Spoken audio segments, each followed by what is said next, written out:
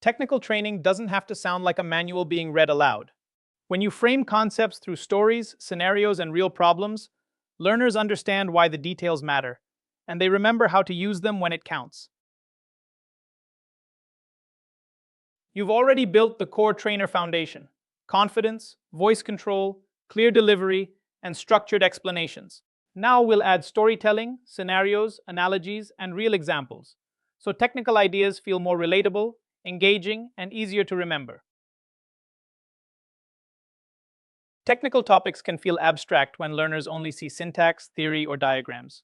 A story gives those details a real situation, a problem to solve, a decision to make, and a consequence that matters. That context builds attention, supports memory, and helps learners connect training to real work. Use this formula when a technical point feels abstract. Start with the situation: who was using the system and what normal looked like. Then introduce the problem: the specific failure, confusion, or risk. Next, explain the action: what the team checked, changed, or tested. Show the result, so the cause and effect are clear. Finally, name the lesson. That final line is what learners should remember and apply. A strong technical lesson often begins with a problem learners recognize. Instead of starting with theory, open with a slow app, a failed login, or bad data. Then ask, what's causing this? That question gives learners a reason to investigate. As they diagnose the symptoms, introduce the concept as the tool that explains and fixes the issue. Close by showing the improved outcome, so the lesson feels practical and directly useful. Imagine a team hears the same complaint all morning. The dashboard takes 12 seconds to load. Instead of guessing, they check the logs and notice the application keeps asking the database for the same information again and again. That repeated work creates the bottleneck. By caching frequently used data, the app can reuse recent results instead of rebuilding them every time. The result is clear: fewer database calls, faster responses, and a dashboard that feels usable. Now imagine an employee reuses a weak password, and an attacker gets in. The real damage happens because that account can reach sensitive files, financial reports, and internal systems it never truly needed. Strong authentication helps stop the login, but role-based access, audit logs, and least privilege limit the blast radius when one defense fails.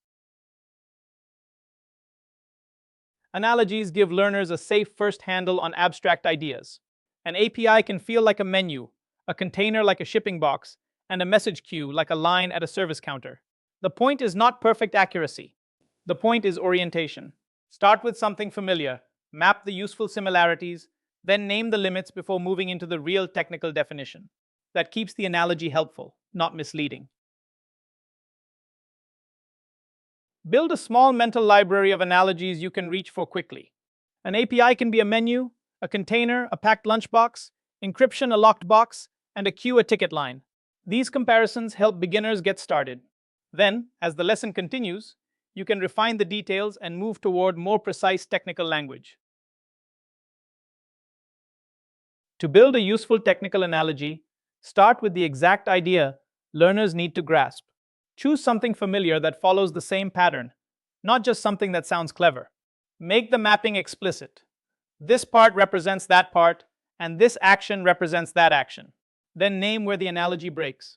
For example, an API can be like a restaurant menu, but it is still a digital interface, not a human waiter. Some of your best teaching material comes from work you have already done. A project story becomes useful when you turn it into a simple pattern. What problem appeared? What decision was made? What happened next? And what lesson remains? Mistakes are especially valuable when framed as learning, not blame. Debugging stories can show how experts think step by step. Just remember to anonymize names, systems, data, and clients, so the example teaches clearly without exposing confidential information. Debugging becomes a teaching story when you reveal the thinking, not just the fix. Start with the symptom: what failed, and how did it appear? Then name your first assumption, even if it was wrong. Walk learners through the evidence that challenged that guess, such as logs, outputs, or tests. Once the root cause is clear, show the correction. Most importantly, end with the reusable principle learners can apply next time. Think of storytelling patterns as tools, not formulas. Use problem solution when learners need to diagnose and fix something. Use before after when the value is visible improvement, like faster code or cleaner architecture. Use mistake lesson when the risk matters, and you want learners to remember what to avoid. Use an analogy bridge when the concept is abstract or new. The goal is to match the story shape to the teaching job, so the explanation feels natural and useful. When you use a story in technical training, treat it like a teaching tool, not a performance. Keep it brief, usually 1 to 2 minutes. Remove background details that do not help the concept. Make the connection explicit. This is why the method matters.